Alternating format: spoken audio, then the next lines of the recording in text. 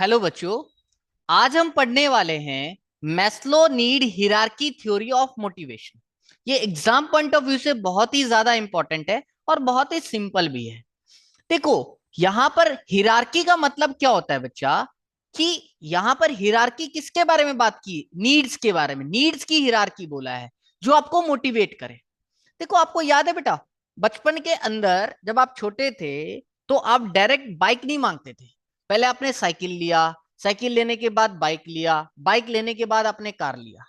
तो आपकी जरूरत डायरेक्ट बाइक पे नहीं गई। आप छोटे हो, सोचते हो साइकिल ही मिल जाए बहुत है, तो आपको साइकिल मोटिवेट करता था। जब आपके पास साइकिल आ गया होगा ना, फिर पापा बोलते साइकिल दिलाएंगे, तो आप उसके लिए काम करने को तैयार नहीं होते, आप उसके लिए मोटिवेट नहीं होते। जैसे ही बोला इस बार बाइक दिलाऊंगा, तो भैया साइकिल की जरूरत तो आपको पूरी है ऑलरेडी, तो वो दोबारा मिलेगा तो उसके लिए आप मोटिवेट नहीं होगे। बट हाँ, बाइक मिलेगा तो आप मोटिवेट होगे। ठीक है। तो यहां पर हिरार्की का मतलब क्या है कि आपकी जो सीक्वेंस है, जरूरत की जो सीक्वेंस है, किस ऑर्डर में आप चीजें चाहते हो, है ना। तो हिरार्की ऑफ नीड्स का मतलब यही है यहां पर, the order in which any person desire to fulfil his और हर नीड्स। तो यानी वो अपनी जरूरत को किस ऑर्डर में पूरा करना चाहते हैं। पहले जी मुझे यही चाहिए, फिर मुझे ये चाहिए, फिर मुझे ये चाहिए। ठीक है। तो अगर मुझे ये मिल गया, अगर पहला चीज मिलेगा तो मैं उससे मोटिवेट होऊंगा।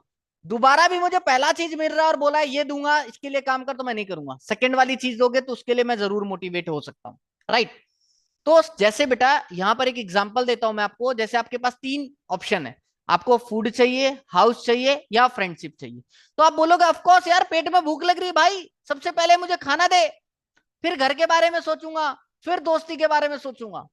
तो ये जो नीड की हिरार्की थी, आपको किस सीक्वेंस में आपकी आपको जरूरत पूरी करनी है, उसको बेटा हिरार्की ऑफ नीड्स का नाम दिया गया है।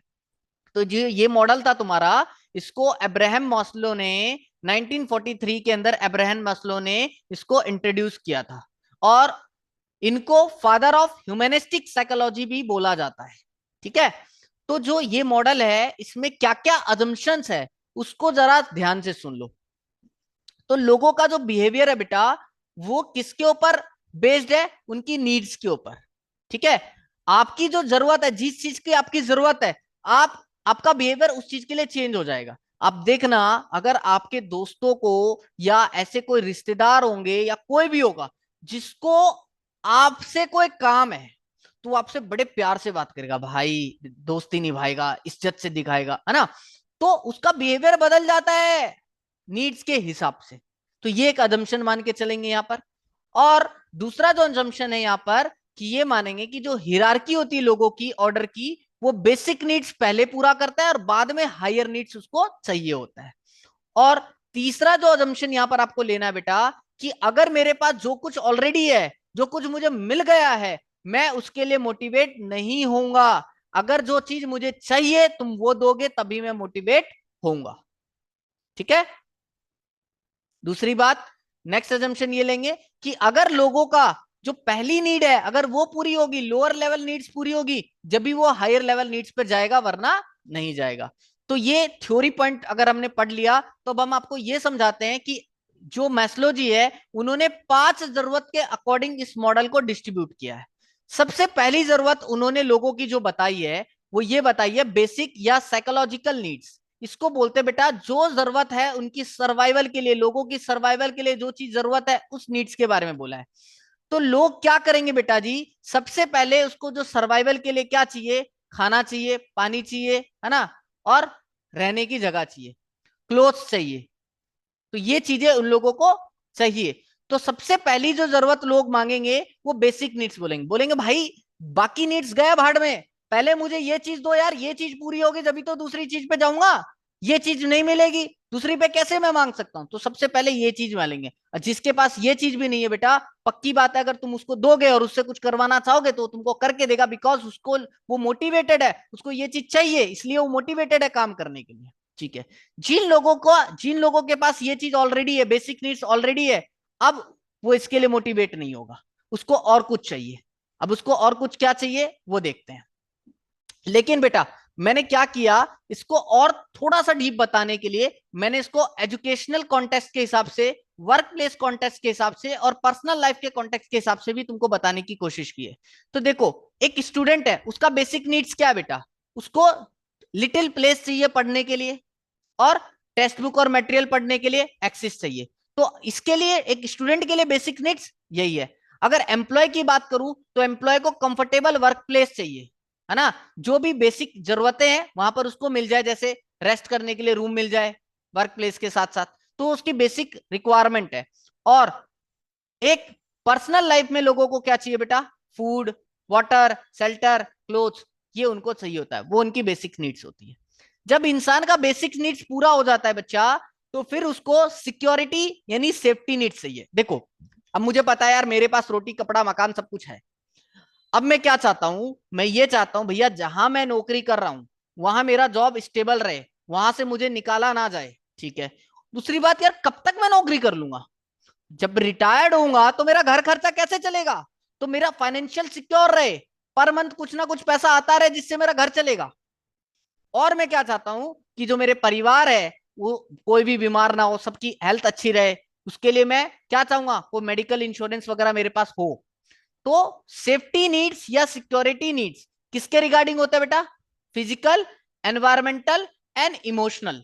यानी हम ये चाहते हैं यहां पर कि हमारी जॉब सेफ रहे, फाइनेंशियली, यानी जब मैं जॉब छोड़ भी दूं, है ना, रिटायर्ड हो जाऊं, तब मेरे पास एक स्टेबल इनकम आती रहे, जिसके लिए मैं पेंशन प्लानिंग वगैरह करूंगा।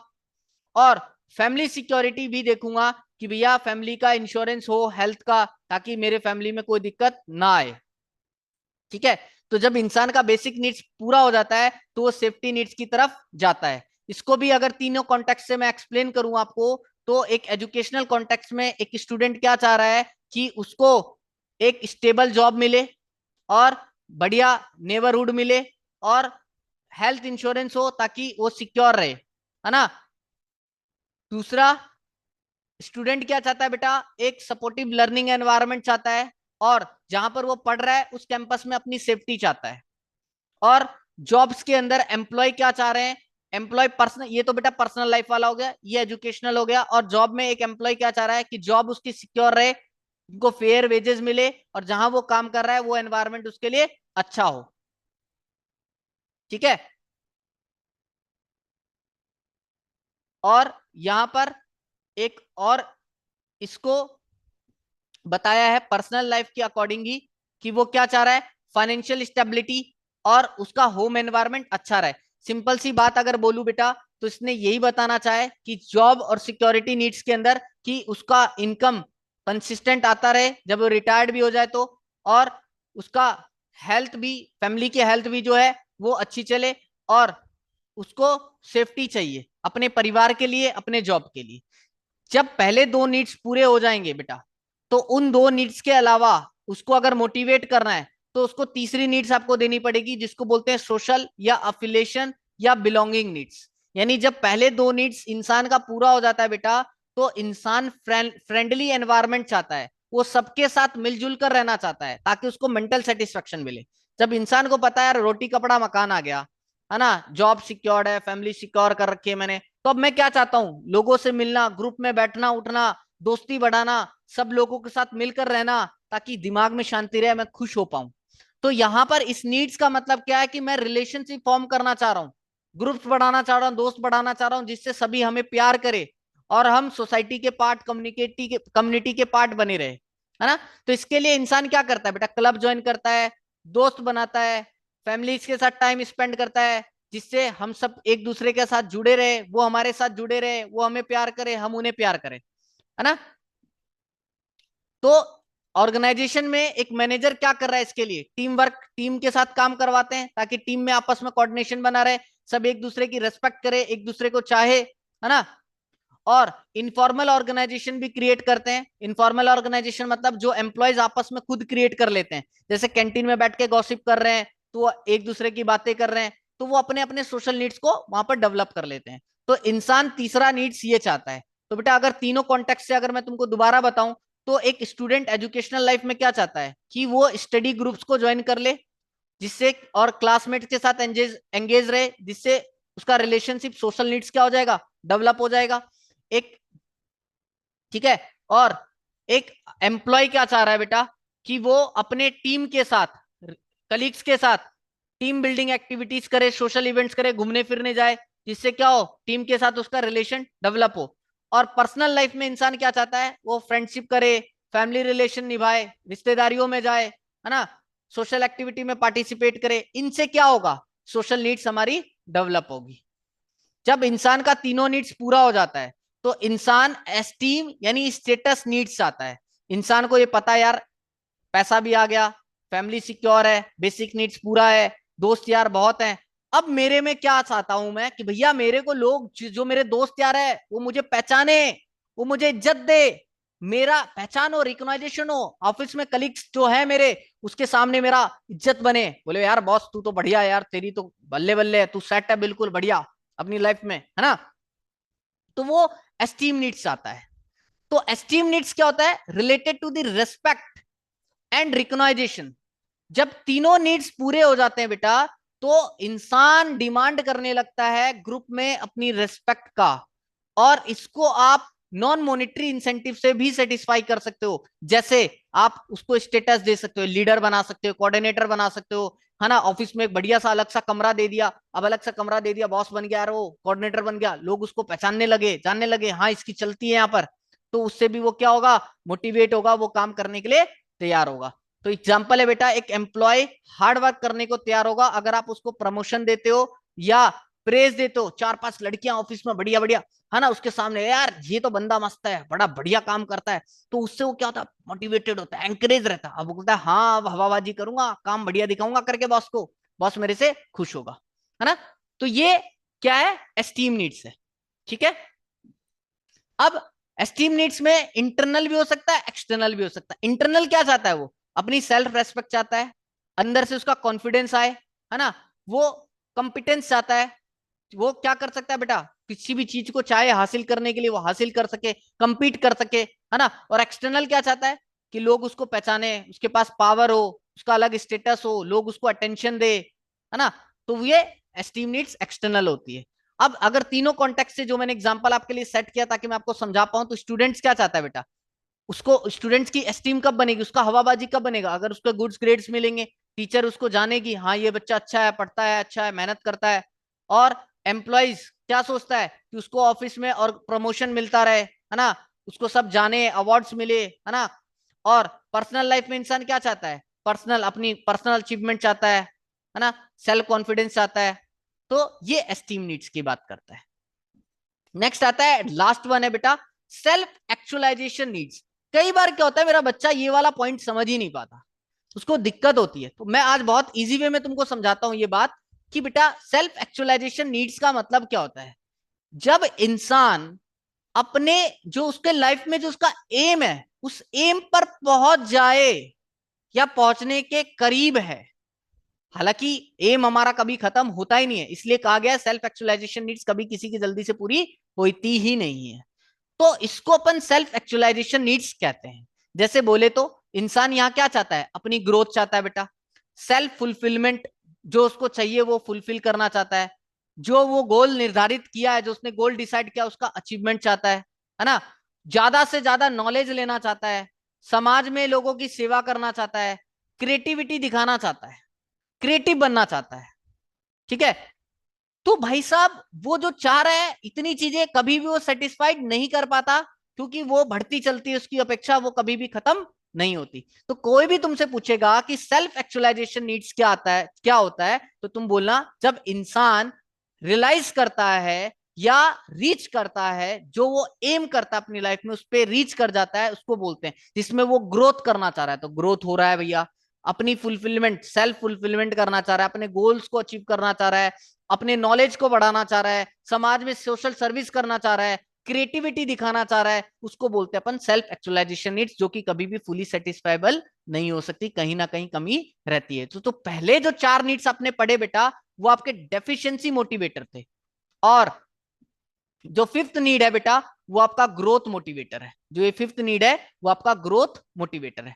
तो जो सेल्फ एक्चुअलाइजेशन नीड्स है इसको समझाने के लिए मैंने आपके लिए एक एग्जांपल लिया है।